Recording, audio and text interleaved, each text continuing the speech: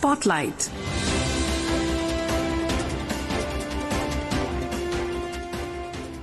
This is Akashvani. In the program Spotlight, now we bring you a discussion on Global Media Dialogue 2025. The participants are Devesh Pandey, senior journalist, and Anubha Rohatgi, anchor.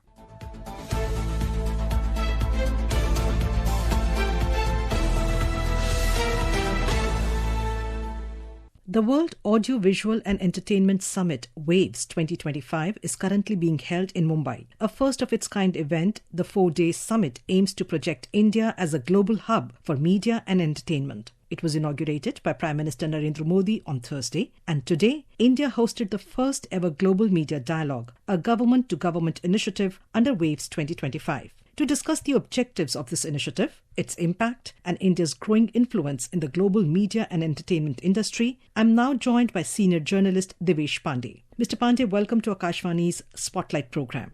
Thank you. Mr. Pandey, the inaugural Global Media Dialogue GMD was organized today by the Ministry of Information and Broadcasting with support from the Ministry of External Affairs. What were the objectives of this event? This Global Media Dialogue as a government-to-government platform has been conceived to harness the full potential of the media and entertainment sector as a catalyst for positive change and global harmony. More than 60 delegates and ministers, in fact, from more than 60 countries have participated in this dialogue. The inaugural session was held today, and it has come up with a declaration as well, proving that it's a great start and a great beginning. As you just said, that delegates from over 60 countries represented at ministerial and senior official levels participated in this dialogue. In fact, two of our ministers, the External Affairs Minister S. Jaishankar and the Minister for Information and Broadcasting Ashwini Vaishnav, also were there at this summit, at this particular dialogue. So let's first listen to what the Minister for Information and Broadcasting, Mr. Ashwini Vaishnav, had to say at this dialogue. Culture inspires creativity and it connects people across borders. We must support policies that preserve and promote all cultural forms. Focus is shifting towards local stories, the local culture, and we aim to build people-to-people and country-to-country exchanges. Creativity transforms imagination into shared experience.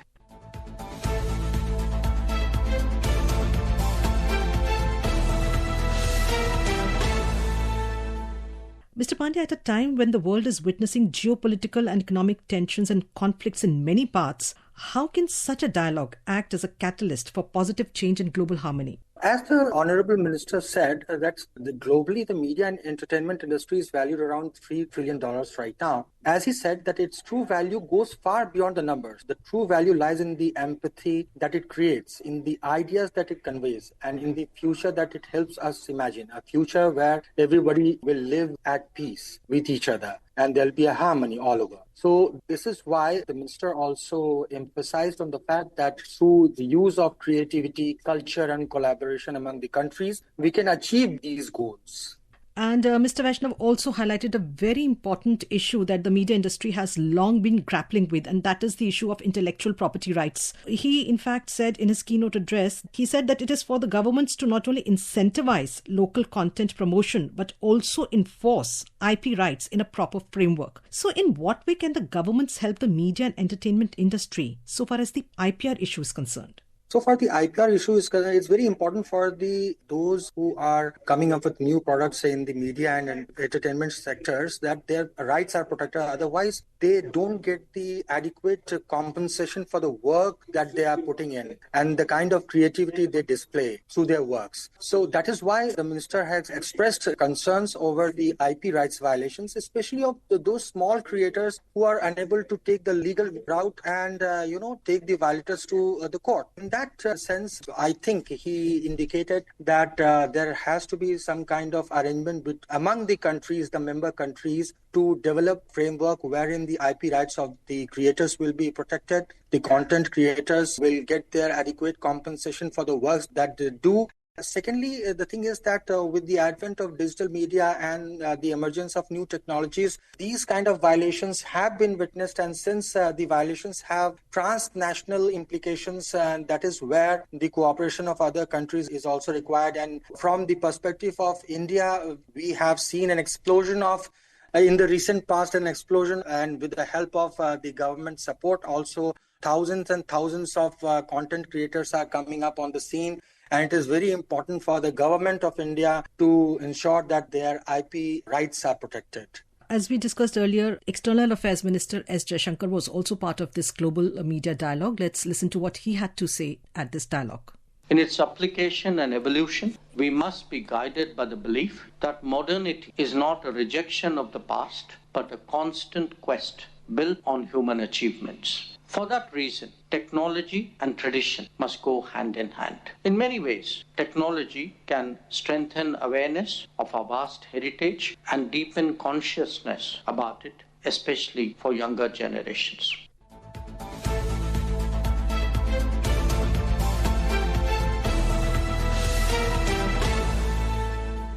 Mr. Pandey, as the minister was saying that innovation should build upon and not replace the cultural foundations of humanity. So at a time when there is a big debate on the use of artificial intelligence in the entertainment industry, how do you view the minister's statement?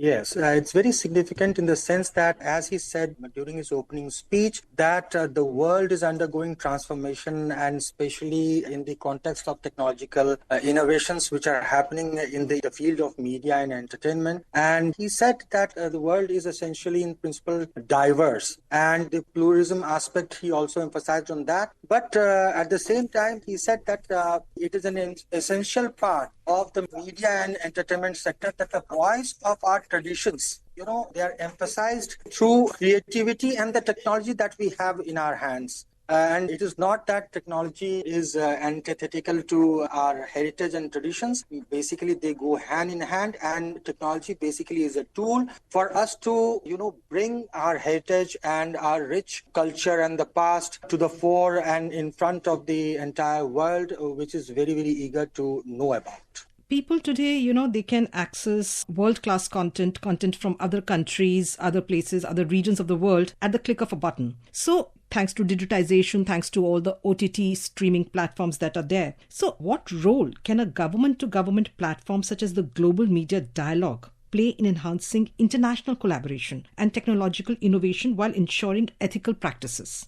It's very important. The two issues that you raised in the question is collaboration. Collaboration in terms at various levels. It will have to be a collaboration among the countries to ensure that an ecosystem is developed so that it is driven by ethical standards, and it has barriers to unethical usage of emerging technologies like AI, which can violate the IP rights of the content creators and other related things. And there has to be a collaboration on the other front about developing frameworks also to ensure these ecosystems get ample support, finances in terms of creating conducive legal infrastructure for them so that they get impetus.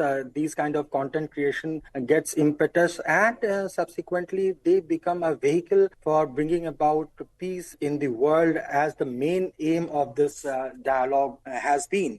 The Global Media Dialogue came out with a Waves declaration at the end of this particular session. Our Mumbai correspondent Adarsh has details of this declaration. Let us first listen to that.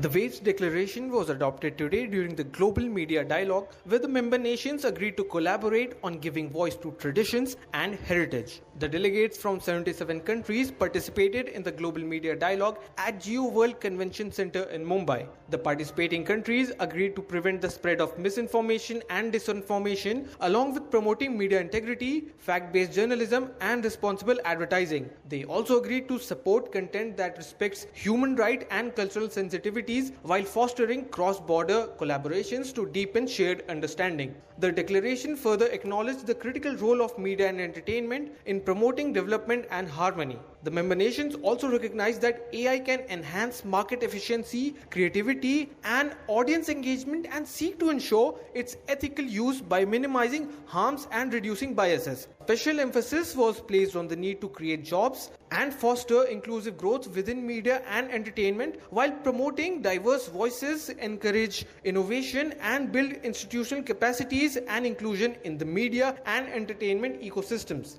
Mr. Pandey, what according to you are the highlights of this declaration? What are the most important points of this declaration? Declaration focuses on the use of media and entertainment industry, the sector per se, for bringing about peace and harmony in the world.